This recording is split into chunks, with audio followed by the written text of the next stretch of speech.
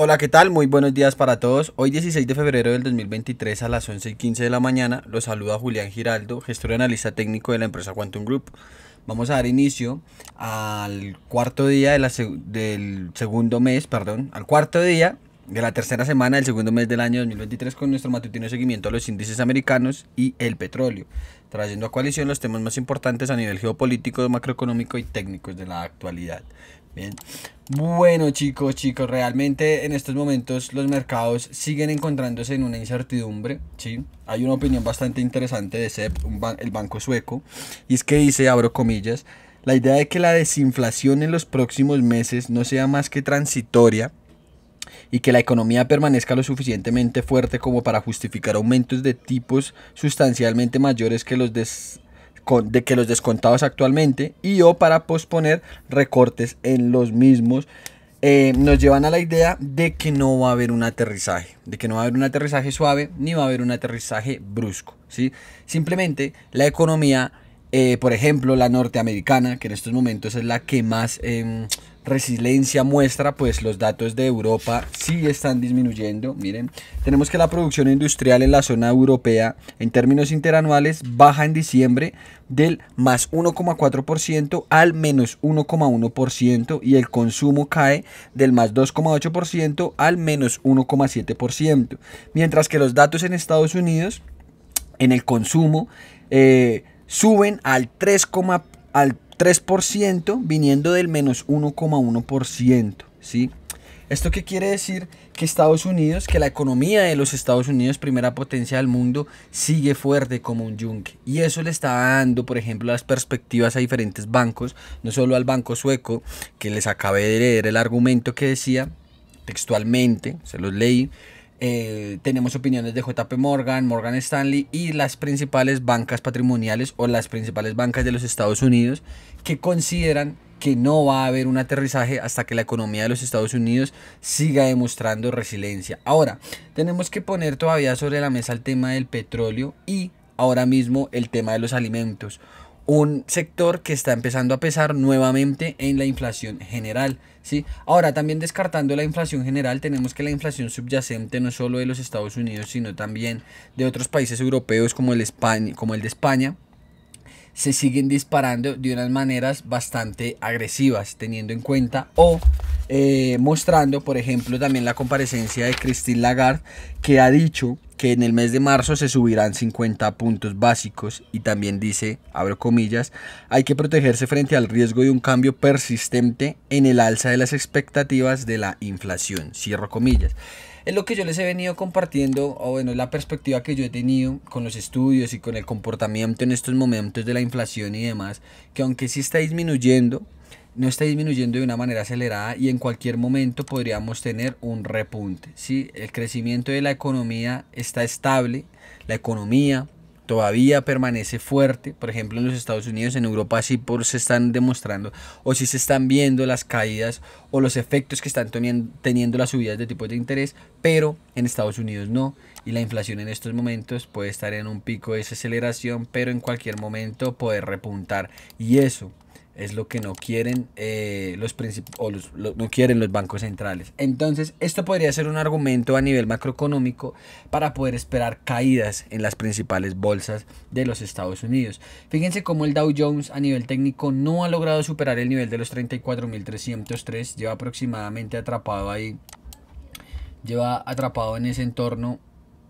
entre, vamos a verlo en una temporalidad macro, 4 meses alrededor, sí, pues termina el mes de febrero todavía en esta lateralización desde que llega al pico, desde que intenta superar el pico de los 34.300, sí, lleva noviembre, diciembre, enero y pues el actual febrero para cumplir 4 meses totalmente lateralizado y parado en esa resistencia. Sin embargo, en fractales de menor temporalidad sigue creando mínimos crecientes, ¿sí? Sigue creando todavía altos, bajos cada vez más altos. Incluso aquí nos ofrece algo parecido.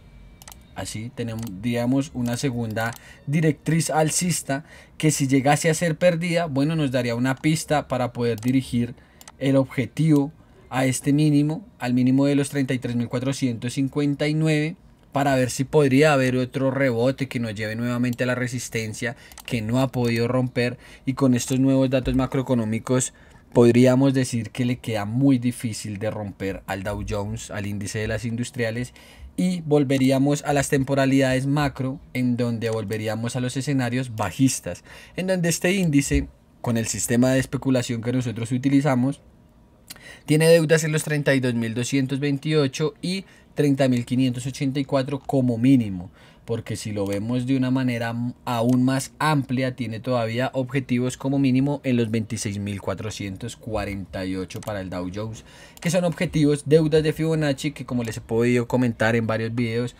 son o serán dadas en algún momento. Bien.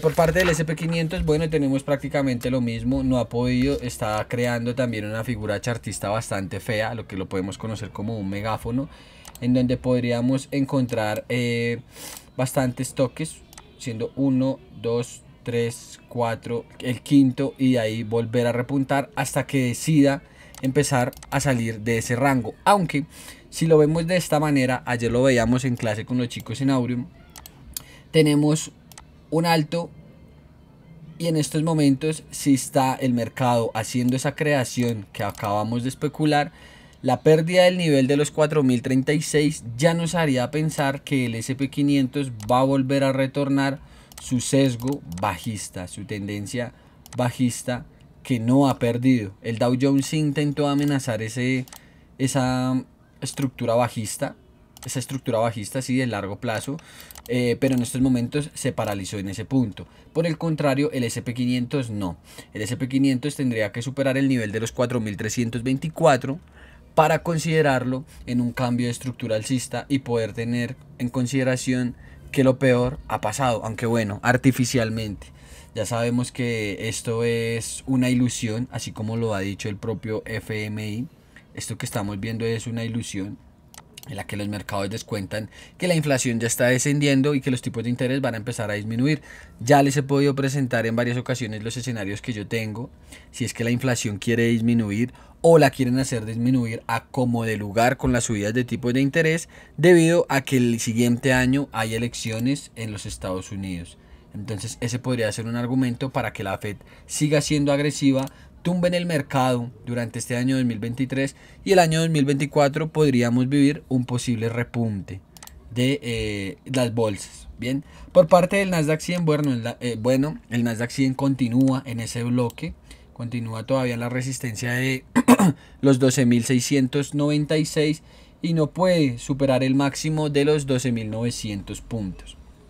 Seguimos vigentes con las ventas, aunque bueno, esa compra que ustedes ven marcada ahí es aprovechando el fractal, un fractal que incluso generó nuevas oportunidades de compra cuando llega a la segunda zona de interés. Ayer lo vimos también en clase, y bueno, ahí hubiera sido una oportunidad de compra como mínimo a la deuda que tenemos en los 13.042 puntos, para de ahí en timeframes mayores volver a buscar las ventas, unas ventas que, aunque es cierto que rompió la directriz bajista originada del 27 de diciembre del año 2021, aún no ha podido superar la resistencia de los 13.758, que es la misma zona como que el SP500, ¿sí? Estamos todavía en esa encrucijada. Por parte de la geopolítica, bueno, Borrell y la paz sin la guerra no es posible.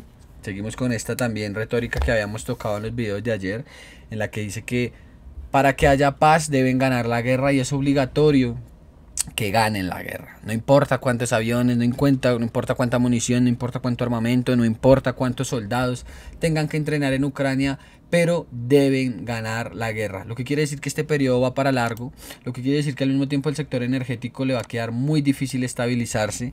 En estos momentos el petróleo cotiza en los $78 por barril.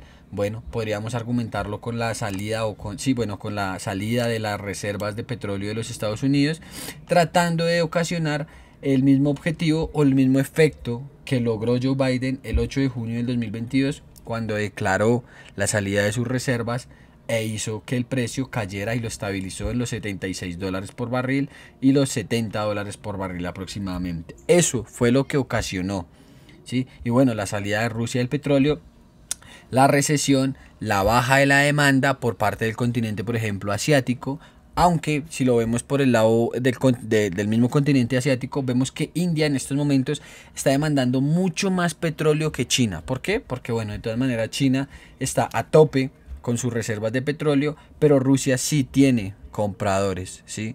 Aunque tiene un déficit fiscal por parte de otros sectores, el sector energético de los hidrocarburos todavía le sigue llenando los bolsillos al Kremlin para que pueda patrocinar la guerra.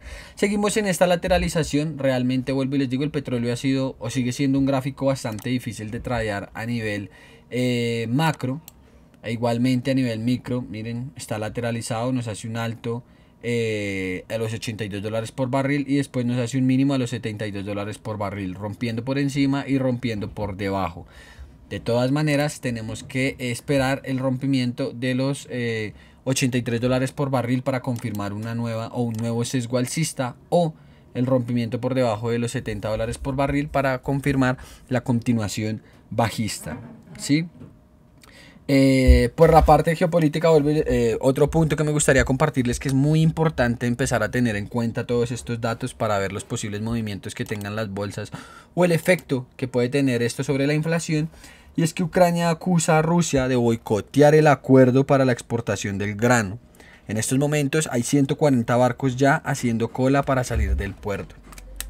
Esto es algo parecido a lo que sucedió el año pasado con los confinamientos de China, cuando no podían salir los barcos de los muelles, y eso paralizó la cadena de suministros, poniendo una carga más o un peso más sobre la inflación general.